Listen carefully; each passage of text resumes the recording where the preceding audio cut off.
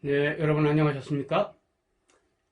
오늘도 동양화 읽는 법 4월에 거는 그림, 그 중에 목련꽃 그림에 대해서 말씀드리죠. 우리 조상님들은 목련꽃 그림을 많이 그렸습니다. 근데 주로 이제 4월에 거는 그림으로 그렸죠. 이 그림도 그런 그림인데, 이런 그림은 수묵화 아니죠? 민화 아닙니다. 이런 그림은 채색화입니다. 색에 의해서 색으로 표현하는 그림 그리기 양식, 이 말이죠. 그래서 수묵화에서는 이런데 흰색을 칠하지 않죠. 그렇지만 채색화에서는 흰색을 칠해서 흰색을 나타냅니다. 색을 적극적으로 칠해서 나타내는 그림이죠. 자, 이 그림, 이게 목련꽃을 그린 거는 4월에 이해를 하겠는데, 이게 무슨 꽃이죠? 우리가 보기 어려운 꽃인데, 중국 그림이니까 아마 중국에서 피는 꽃 같습니다. 4월에 피는 꽃일까요? 한번 알아보죠. 이건 틀림없이 좀 이상하죠. 호랑나비류는 여름에 날아다니는데 4월에 봄? 맞지 않는 것 같습니다. 나비는 봄형 배추 흰나비, 노랑나비, 흰나비, 그런 나비는 봄에 있습니다. 나비, 이런 흰나비는 있죠. 나비는 동양화에서 80세 노인을 뜻합니다. 80세 노인을 뜻하는 한자가 있어요. 질이라는 한자가 있는데, 그 모질다 하는 질자입니다.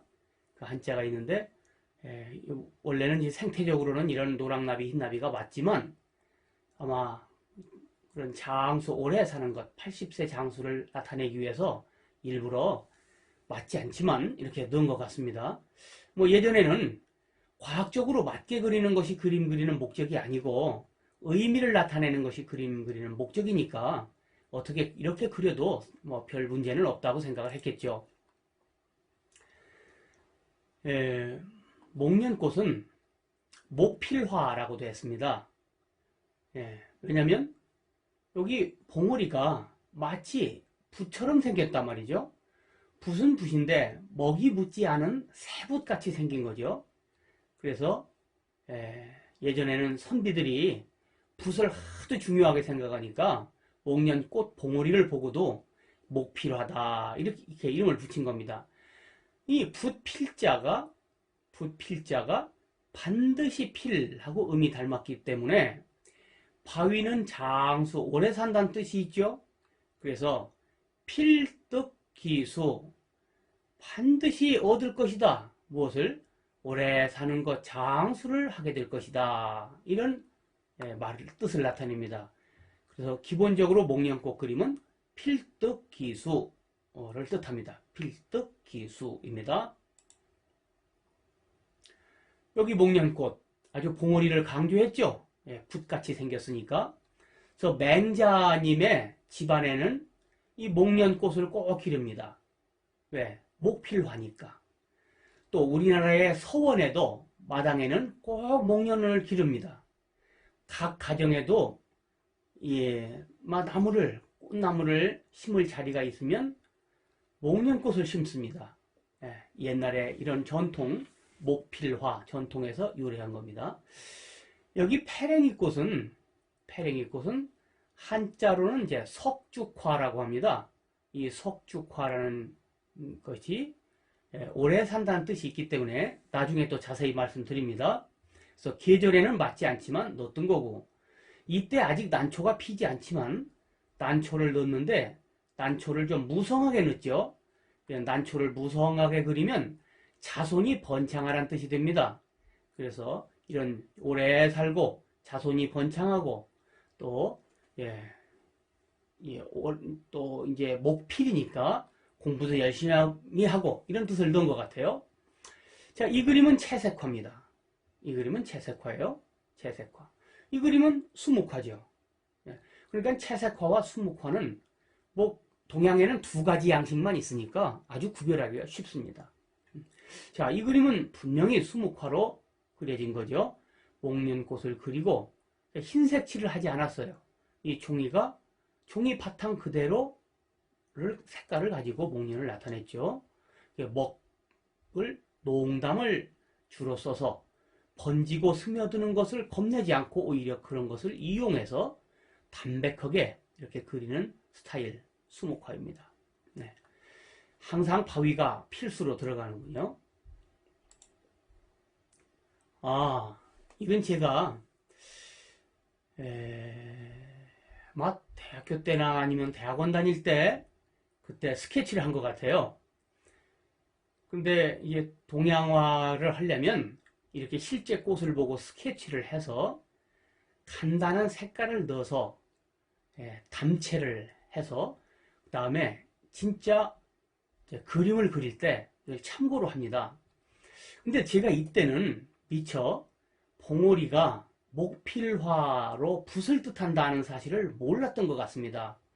그래서 진짜 봉오리는 그리지 않고 약간 피려는 거, 조금 더 많이 핀 거, 활짝 핀 거 이런 식으로 그려놨군요.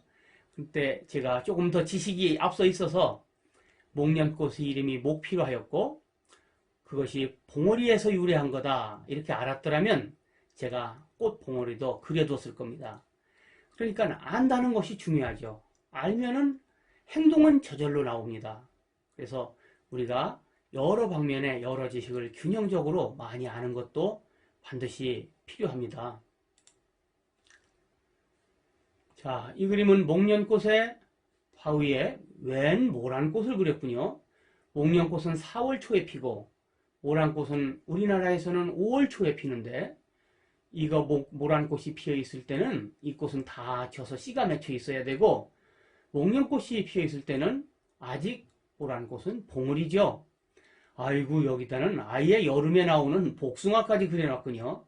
전혀 생태적으로 이치에 맞지 않아요. 그러나 이렇게 그렸던 것은 제가 여러 차례 말씀드렸지만 우리 조상님들은 그림을 그릴 때 과학적으로 맞는 사실을 그리려고 한 것이 아니고 그림 속에 의미를 나타내려고 한 겁니다. 그러니까 목련꽃은 4월을 뜻하고 또 공부 열심히 하는 걸 뜻하죠. 또 반드시 그렇게 되리라 하는 걸 뜻하죠. 모란꽃은 부귀를 뜻하죠. 부자가 되고 신분이 높아지고 바위는 장수하는 걸 뜻하죠. 복숭아도 보통 복숭아가 아니고 동양 그림에 나오는 복숭아는 천도입니다. 이 천도 복숭아가 요즘의 계량종 천도 복숭아가 아니고 늦게 익는 만생종 복숭아 종류가 있었습니다. 그걸 천도라고 하는데 그 복숭아도 동방사계 고사 때문에 장수를 뜻합니다. 나중에 복숭아 그림만 가지고 또 자세히 설명을 드리겠습니다. 이런 의미를 나타내기 위해서 그렸기 때문에 계절에도 불구하고 계절에 꺼리낌 없이 그렸던 겁니다. 이건 목련을 그렸지만 자목련을 그렸네요. 목련꽃이 다 목필화를 뜻하니까 그러니까 백목련을 그렸던 자목련을 그렸던 뜻은 같습니다. 여기 바위를 그리고 난초를 그렸군요. 근데 난초가 색깔이 하얀 난초가 아니고 색깔이 있군요. 이게 바로 자손을 뜻하는 난손, 손이라는 난초입니다. 나중에 난초 시간에 또 자세히 설명드립니다. 근데 여기 새를 그렸는데 새 두 마리가 머리가 하얗군요. 머리가 하얀 새 백두조라고 합니다. 머리가 하얀 새 백두조. 뭘 뜻하겠습니까? 백두. 머리가 하얗다? 머리가 하얗게 될 때까지 부부간에 해로하면서 반드시 자손을 많이 두고 오래 살 것이다. 그 말이죠. 여기 이때 목련꽃은 반드시를 뜻하니까. 그리고 여기도 그렇게 썼네요. 백두해로 이렇게 썼습니다. 의제 허백년 선생의 그림입니다. 그럼 목련꽃은 왜 목련이라고 했을까요? 연꽃같이 생겼다고 본 겁니다. 나무에 피는 연꽃이다. 그래서 목련이라고 이름을 붙였습니다. 목련. 근데 북한에서는 이 목련을 옥란이라고 합니다. 옥란. 그래서 또 이름이 이제 세 가지나 되죠. 그래서 목련꽃이 옥란화라고도 불리기 때문에 구슬록, 옥을 뜻합니다. 옥같이 깨끗한 색깔로 되어 있으니까 그리고 난초같이 향기가 좋으니까 옥난화. 그래서 옥을 땄고, 이것을 중국에서는 해당화라고 합니다. 우리가 알고 있는 해당화는 이렇게 생겼죠. 그런데 베고니아 종류의 추해당이라는 이 꽃도 해당화라고 부르고, 이 꽃은 서부해당이라고 하는 꽃인데, 예, 중국에서 아주 많이 나는 꽃나무입니다. 이것도 해당이라고 하기 때문에 해당의 장자가 집당자하고 음이 닮은 점에 착안해서 옥당이 된 겁니다. 옥당. 근데 저는 처음에 무심코 이게 기둥주자가 아니고 아름다울 가자 가석인가 이렇게 처음에 생각했었습니다. 그런데 자세히 보니까 기둥주자예요. 옥당주석이군요. 옥당이란 말은 상대방의 집을 높여 부르는 말입니다. 아름다운 집 이 말입니다. 아름다운 집에 기둥돌이다 이 말입니다. 기둥돌이다. 그게 무슨 말인가요? 네. 아름다운 집에 기둥돌이라. 네. 여기도 옥년꽃을 그리고 해당화를 그렸습니다. 이 해당화가 바로 이 꽃과 같은 서부해당입니다. 서부해당 같은 종류를 그린 겁니다. 동양에서는 이런 그림의 약속이 있기 때문에 실제로 이 꽃을 보지 않은 분들도 화본을 보고 그려도 되고, 그것이 뭐 크게 잘못된 일은 아닙니다. 의미를 나타내는 것이 목적이니까. 그래서 옥난화에서 옥을 따고 해당화에서 당을 따서 옥당이 됐죠. 옥당이 됐습니다. 근데 새가 깍깍 웁니다. 제조, 새가 온다 이렇게 썼군요. 이 새는 까마귀 비슷하죠. 예, 이 새 이름을 팔가조라고 합니다. 팔가조. 입을 깍깍 벌리고서 노래를 부르는 새다 이 말인데, 이 까마귀과 종류죠. 이 까마귀과 새들이 모두 이런 습성이 있는데, 부모가 늙으면 모이를 부르다가 부모가 이제 늙어서 힘이 없어서 날지를 못해요. 또 이 모이를 사냥을 하지 못해요.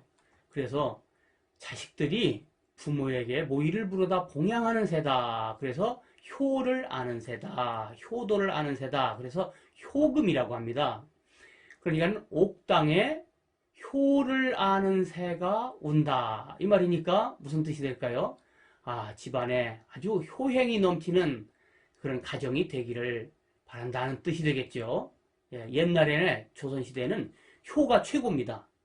예, 임금에게 하는 건 충이고 그건 남의 일이고, 가족에게, 부모에게, 조상에게 하는 효, 이것이 가장 높은 가치였기 때문에 가장 훌륭한 집이 된다 그런 뜻이죠. 가장 훌륭한 집 이 말입니다. 예. 그런데 여기에 옥당 주석이라는 말은 뭘 뜻할까요? 주석이라는 말은 여기 중요한 사람이란 뜻도 기둥주자, 여기 이제 주인 주자를 썼는데 기둥주자, 중요한 사람이란 뜻입니다. 그러니까 당신 집안에 아주 기둥이 될 만한 사람이요. 그러니까 공부 열심히 하시오 이런 뜻이 되죠. 목필화를 넣었으니까. 그래서 아마 이제 3월에 과거에 이제 급제를 못한 집에 혹시 당신 이런 과거 보는 일을 포기하면 안 된다. 당신 집안의 기둥 아닌가요? 이런 용기와 힘을 주려는 이런 의미의 그림이 아닌가 이런 생각이 드네요. 예, 오늘은 4월에 거는 그림 목련꽃 그림에 대해서 알아봤습니다. 제가 해설한 과목 중 11개 중에 동양화 읽는 법이었습니다. 동양화 읽는 법이었습니다. 예, 들어주셔서 감사합니다. 다음 시간에 또 뵙겠습니다.